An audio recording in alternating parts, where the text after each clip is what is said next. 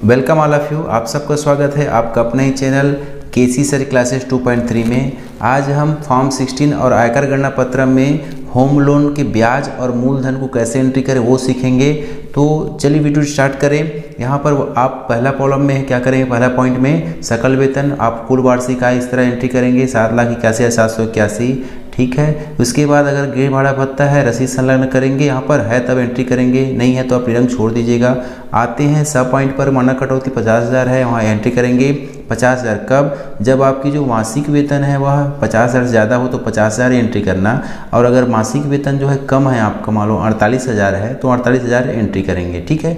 इस तरह से इन सबको जोड़ेंगे, अब सदक को आता है 50,000। अब इसमें हम करेंगे वेतन से कुल है तो वार्षिक वेतन से इस 50,000 को मानक कटौती को हटाएंगे तो आगे 7,31,781। अब आगे बढ़ते हैं जो हमारा मेन टॉपिक है कि गृह सम जो हमें होम लोन मकान ऋण पर हमें दे ब्याज की राशि, यहाँ पर एंट्री कैसे करें, ठीक है। तो यहाँ पर स्वीकृत व्यय घटाकर यहाँ पर गृह संपत्ति से आय होता है तो लिखिएगा, नहीं है तो निरंक कीजिएगा। अब पहला पॉइंट है सुधार कार्य तो 30% मानक कटौती निकालिएगा, मालूम नहीं है तो आप निरंक कीजिएगा। सुधार कार्य के लिए थोड़ी लेते हैं, ठीक है। हम क्या करते हैं, होम लोन जब नई घर बनाते हैं तब, ठीक है, उसके लिए लेते हैं। तो मकान ऋण पर जो दे ब्याज है उसको आप एंट्री करेंगे उस वित्तीय वर्ष का, ठीक है, कि आपने कितना ब्याज दिया है। इसकी सीमा आपको बता दी गई है 2 लाख से अधिक नहीं होगी, 2 लाख तक आप इसमें छूट ले सकते हैं, क्लियर। तो इस तरह से आप जो है गृह संपत्ति से कुल आय कितनी होगी, यहाँ पर क्या है आय नहीं हो रही है, बशर्ते हम ब्याज की राशि अदा कर रहे हैं तो माइनस में आएगा, है ना। तो 1,30,897 इस तरह से माइनस में आएगा। आगे जैसे बढ़ते हैं, अन्य स्रोतों से आय होती है तो आप एंट्री करिएगा इस तरह से, नहीं है तो आप निरंक कर दीजिएगा। अब कुल सकल आय क्या हो जाएगी, तो 3 नंबर है 4 नंबर है, देखिए 3 नंबर में यह गया हमारा 7,31,781, और ये 4 नंबर हो गया हमारा, और 5 नंबर सबको जोड़ेंगे तो कितना आ गया हमारा, यहाँ पर 7,31,781 माइनस होगा, याद रखिएगा, ठीक है। 1,30,899 तो आया कितना, 6,884 रुपये, इस है ना, ये कुल सकल आय हो गई, ठीक है।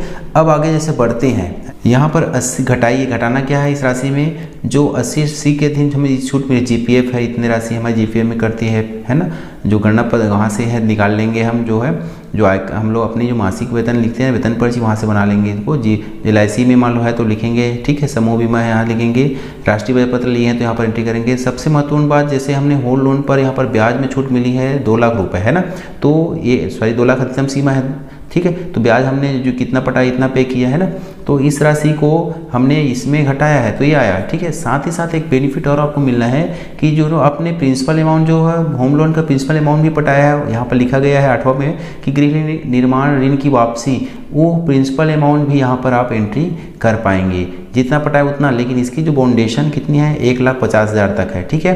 तो ये ध्यान रखिएगा, आप 2 तरह से बेनिफिट ले पाएंगे। चलिए आगे देखते हैं।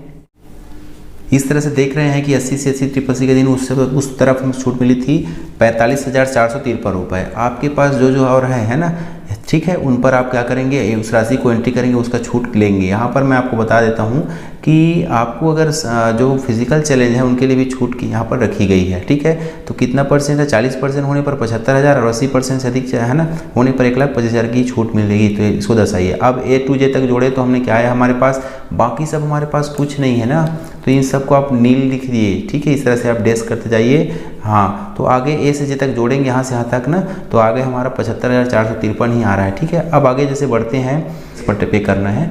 जो मुख्य बिंदु है आयकर की गणना करनी है वो स्लैब का उपयोग करेंगे। कब, किन उम्र के लिए, जो 60 वर्ष से कम है तो इन उम्र के लिए, और जो 60 से 80 है तो इस स्लैब का उपयोग करेंगे, ठीक। यहाँ पर 2 दरें, पुरानी दरें, नई दरें भी दी गई है। तो पुरानी दर से हम गणना करते हैं, क्योंकि यहाँ पर जब 12-13 लाख रुपए हमारी वार्षिक आय होती है तो हमें पहला स्लैब जो पुरानी दर है उसका उपयोग करेंगे, इससे कम टैक्स पे करना पड़ेगा, ठीक है। तो चलिए बढ़ते हैं। 2.5 लाख रुपए तक कर है हमारा, शून्य लिखा है यहाँ पर, शून्य लिख दिए।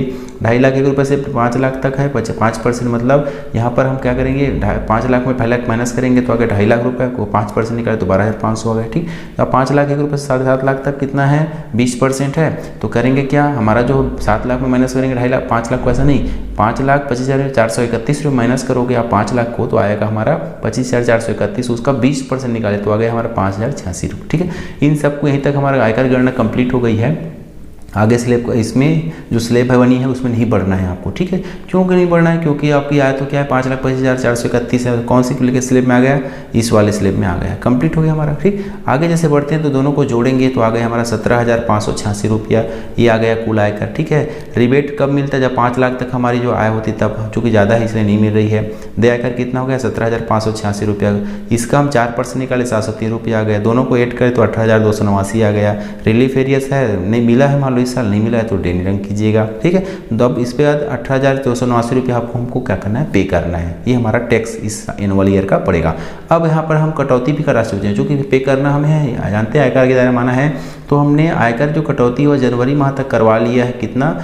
पर मंथ 1,000 के भाव की रेट से हमने 12,000 रुपये कटवा चुके हैं। और यहाँ पर जो शेष आयकर कितना बचेगा? तो 18,289 में माइनस करेंगे 12,000 को तो बचा 6,289 रुपया, वो फरवरी माह में कट जाएगा। यहाँ पर साइन कर लेंगे। अब इसी एंट्री को हम फॉर्म 16 में कैसे दर्शाएं वो सीखेंगे। अपना है जो वार्षिक वेतन लिखेंगे, ठीक है। तो यहाँ पर आपकी जो प्रीक्वेरिटीज है तो लिखिएगा सैलरी अंडर सेक्शन प्रॉफिट्स मिलता है, और दूसरी से है तो वो लिखेंगे, नहीं है तो रंग कीजिएगा। इस तरह से यही राशि यहाँ पर एंट्री होंगी। इसमें कम क्या करेंगे? जो अलाउंस मिलता है उनको लिख के यहाँ पर कम करते, ठीक है। नहीं है तो अपनी रंग कीजिएगा। यही राशि यहाँ पर बैलेंस 1-2 मतलब यही आ गई, ठीक है। यहाँ से अब आगे बढ़ते हैं, इसमें कम करेंगे। जो हमारा डायरेक्शन मिलता है स्टैंडर्ड डायरेक्शन 50,000 की, वो लिखेंगे। और कुछ मिलता है टैक्स, है ना, टैक्स ऑन एम्प्लॉयमेंट अंडर 16 के तहत मिलता है तब लिखेंगे, नहीं तो इन तीनों को जोड़े तो यहाँ पर 50,000 आ गया। अब क्या करेंगे? टोटल अमाउंट ऑफ डिडक्शन है ना, इनको जोड़ ले 50,000 आ गया। अब इनकम चार्जेबल अमाउंट की हेड सैलरी कितना हो गया हमारा? ये हो गया 7,81,000 में 781 में माइनस करेंगे हम ये ना 50,000 को, तो आ गया 7,31,781 आया। इस तरह से ये वाली राशि। अब जो मुख्य बात है, हम जो हाउस लोन लेते हैं, होम लोन लेते हैं, उसकी एंट्री फॉर्म 16 में करेंगे। कहाँ पर? यहाँ पर एंट्री करेंगे, ठीक है। तो यहाँ पर लिखा गया लेस कम कीजिए 1,30,897 जो ब्याज पड़ा हमें उस एनुअल ईयर का हमने पे किया, वो यहाँ पर एंट्री करेंगे। आपको जितना पड़ा एंट्री कीजिएगा, ठीक है। तो इसमें माइनस होगा, है ना। साथ ही देखेंगे एड जोड़ते, क्या जोड़ते? अगर इंटरेस्ट और कोई ब्याज मिला होगा उनको यहाँ पर एंट्री करेंगे आप ध्यान से। नहीं मिला है तो यहाँ पर निरंक कीजिएगा। तो यहाँ पर इस राशि में इसको माइनस करेंगे तो यह राशि कितनी आ गई यहाँ पर? इसको हम इसी तरह टोटल यहाँ पर इन तीनों इतने का टोटल कितना हुआ? माइनस 1,30,897 में हुआ। अब ग्रास टोटल इनकम कितना हो गया हमारा? इस 7,31,781 माइनस कर दीजिएगा 1,30,897 तो आ गया 6,08,84 रुपया, ठीक है।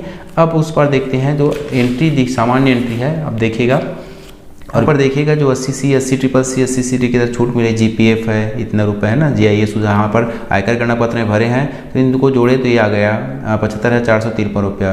क्वालिफाइंग अमाउंट हुई कितना है? इतना ही रहेगा, याद रखिएगा। और चूंकि ये सीमा 1.5 लाख तक ही रहती है ना, 1.5 लाख तक, ठीक है, इससे ज़्यादा नहीं होगी। तो यहाँ पर है जो डिडक्टेबल अमाउंट कितना है? 75,000 हमें जो छूट मिलेगी 453 रुपये, है ना। अब जो मुख्य बातें हैं यहाँ पर वो आ जाता है, यहाँ पर जो डिडक्टेबल अमाउंट कितना हो गया हमारा, तो इसी को यहाँ पर एंट्री करेंगे 75,453 रुपया। टोटल इनकम कितना हो जाएगा? 8 - 10 तो हम घटाएंगे कितने में? 60 लाख, जो 6,08,84 में इतने को माइनस करेंगे इतना आ गया, ठीक है, जैसे आयकर गणना पत्र में देखे हैं। तो और इसके बाद टैक्स ऑन टोटल कितना टैक्स निकाले थे? 17,586 रुपया, ठीक है। रिबेट नहीं मिला था 12,500 की, उसके बाद माइनस किए थे तो आ गया 17,586 रुपये पे करना ही करना है, ठीक है। उसके साथ सरचार्ज भी लिखा है, तो सरचार्ज हमें अप्लाई नहीं होता, हमारे ऊपर इनकम उतना नहीं है। इसके बाद लिखते हैं हेल्थ एजुकेशन सेक्शन 4%, इसी का 4% निकालेंगे तो 703 रुपये आ रहा है। इन सबको जोड़ेंगे, इन तीनों को ABC करके, है ना, 14, 15, 16 को जोड़ेंगे तो 18,289 रुपये, ठीक है। इस तरह से रिलीफ फंड मान लो कुछ पिछले साल का एरियस आया तो एंट्री करेंगे, है ना, वो माइनस होता है। तो नहीं आया तो आप इतना ही नील करके आगे इतना 18,289 रुपये लिखेंगे। अब हमने क्या किया है कि हमने एम्प्लॉयर के को अपने हाथ में लेकर क्या करे हैं, हमने मानक कटौती, अग्रिम कटौती करवाई है 1,000 रुपये पर मंथ करके, 12 महीने का 12,000 हो गया। तो ये राशि इसमें माइनस होगी तो आगे 6,289 रुपये हमें क्या करने का? टैक्स पेपर हमारी रहेगी, ठीक है।